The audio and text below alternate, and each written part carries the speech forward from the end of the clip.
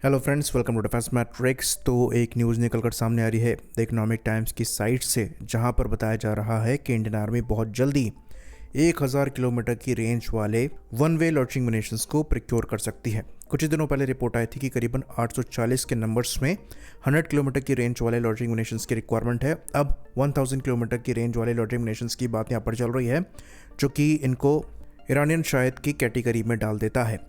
लेकिन यहाँ पर डिफरेंस ये है कि ये ड्रोन और भी ज़्यादा एडवांस होने वाले हैं, जीपीएस डिनाइड एनवायरनमेंट में भी काम करेंगे। 25 किलोग्राम का वॉरहेड यहाँ पर डिमांड किया गया है। 50 मीटर के आसपास का एक्यूरेसी रेडियस डिमांड में है। 5000 मीटर तक के एल्टीट्यूड तक के फ्लाई कर पाए, ये भी डिमांड में है। और 400 किलोमीटर पर आवर की स्पीड भी डिमांड करी गई है। तो ये इम्पोर्टेड सिस्टम नहीं हो सकते, क्योंकि यहाँ पर मेक टू कैटेगरी को डिमांड किया गया है। मेक टू कैटेगरी का सिंपल सा मतलब ये है कि ये गवर्नमेंट फंडेड नहीं होगा, इसको जो इंडस्ट्री बना रही है उसे ही फंड करके डेवलप करना है। तो ये डोमेस्टिक R&D भी होनी चाहिए और जो कंपनी ने ऑफर कर रही है उनकी फंडिंग भी होनी चाहिए। तो अगर यहाँ पर कंपनी मेक इन इंडिया का स्टैंप लगाकर बेच रही है तो वो भी क्वालिफाई नहीं करेंगी, जो कि एक काफ़ी अच्छी न्यूज़ है। क्योंकि जो इनिशियली 840-100 किलोमीटर की रेंज वाले ड्रोन लिए जा रहे हैं, उनमें से जो L2 है, जो कि निबे है, वो ये काम कर रहा है इजरायली ड्रोन्स में इंडियन ब्रांडिंग करके उन्हें इंडिया में मैन्युफैक्चर किया जा रहा है। वो इस कैटेगरी के अंतर्गत नहीं होगा। तो यहाँ पर अगर आप रिक्वायरमेंट को देखेंगे तो चीज़ें नैरो डाउन होती हैं न्यू स्पेस के शेषनाग 150 पर, और इसलिए इनके चांसेस ज़्यादा लगते हैं। शेषनाग के बारे में जितना हमें पता है, मैक्सिमम रेंज 1000 किलोमीटर की है, जैसा कि डिमांड करी गई है। ये टोटल न्यू स्पेस रिसर्च की ही R&D है। अगेन मेक टू कैटेगरी की डिमांड में है।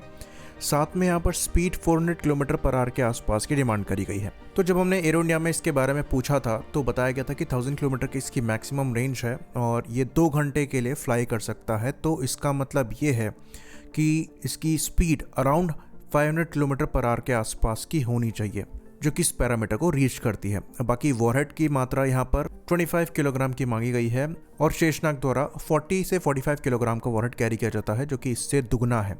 तो डेफिनेटली शेषनाग जो है वो यहाँ पर फिट होता है और अच्छे खासे चांसेस हैं कि उन्हीं के नंबर्स यहाँ पर बढ़ाकर लिए जाएं। बाकी ये बात भी हम आपको बता दें कि AI इनेबल्ड कैपेबिलिटीज़ की भी मांग करी गई है, जो कि जीपीएस डिनाइड एनवायरनमेंट में इन्हें टारगेट को आइडेंटिफाई करके टेक डाउन करने में सहूलियत प्रोवाइड कराएंगी।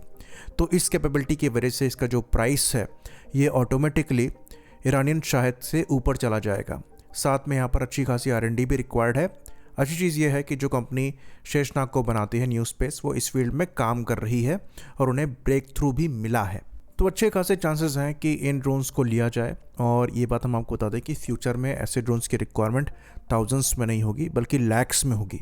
क्योंकि मॉडर्न कॉन्फ्लिक्ट्स में, चाहे आप रशिया यूक्रेन का उठा लें, चाहे आप ईरान US इजराइल का उठा लें, ये ड्रोन्स काफ़ी ज़्यादा कारगर साबित हुए हैं और काफ़ी हाई वैल्यू टारगेट इन्होंने टेक डाउन किए हैं, जो कि इनके प्राइस से मल्टीफोल्ड एक्सपेंसिव थे। इवन इनको डिस्ट्रॉय करने के लिए भी जो एफर्ट लगा है वो इनके प्राइस से ज़्यादा का था। तो एक एक्सटेंडेड वॉर में ये प्राइस फैक्टर को आपके फेवर में लेकर आते हैं और इसलिए इनके बड़े नंबर्स बहुत क्रूशल हो जाते हैं। पर चैलेंज यहाँ पर एक्यूरेसी का है। जीपीएस डिनाइड एनवायरनमेंट में इनकी एक्यूरेसी को अचीव करना काफ़ी ज़्यादा मुश्किल होगा और इसलिए यहाँ पर स्पेसिफिकली इस कैपेबिलिटी की डिमांड करी गई है।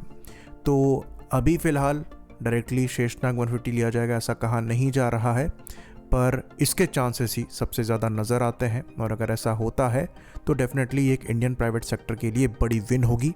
अच्छा खासा कॉन्ट्रैक्ट इन्हें दिया जा सकता है और कॉन्ट्रैक्ट वैल्यूज़ कंपनी को सस्टेन कराने के लिए और फ्यूचर में और R&D पर स्पेंड करके इनोवेशन करने में हेल्प करेगा। और ये ट्रू सेंस में मेक इन इंडिया की विक्ट्री होगी और ये मेक टू कैटेगरी को एक्चुअली जस्टिफाई करेगा और एग्जाम्पल के रूप में ये कंपनी देखी जाएगी। और ये एक्चुअली डिजर्व भी करते हैं, क्योंकि खुद की फंडिंग पर ये ऐसी टेक्नोलॉजीज़ पर काम कर रहे हैं जो कि फ्यूचर में रिक्वायर्ड होगी। चाहे ये ड्रोन फार्मिंग हो, चाहे ये जीपीएस डिनाइड एनवायरनमेंट में गाइडेंस हो, चाहे डिफरेंट कैटेगरी के ड्रोन्स हों। और ये विक्ट्री इन कंपनीज़ के एक्सपोर्ट मार्केट के लिए भी दरवाजे खोल देगी। बाकी अगेन ये चीज़ हम कहेंगे कि ये ड्रोन शायद से थोड़ा एक्सपेंसिव पड़ेंगे, लेकिन शायद से कंपैरेटिवली काफ़ी एडवांस भी हैं और उनसे फास्ट भी हैं। शायद एक जुगाड़ है और उसके अगेंस्ट में सॉल्यूशन आ चुका है। रशिया यूक्रेन वॉर में देखा जा रहा है कि अब ये ड्रोन्स स्ट्रगल कर रहे हैं, तो आपको थोड़ा स्मार्टर सॉल्यूशन चाहिए। आई होप इन्फॉर्मेशन यहाँ पर क्लियर रही हो। इसी बात पर इस वीडियो को हम ख़त्म करेंगे। लाइक करिए, सब्सक्राइब करिए। जय हिंद।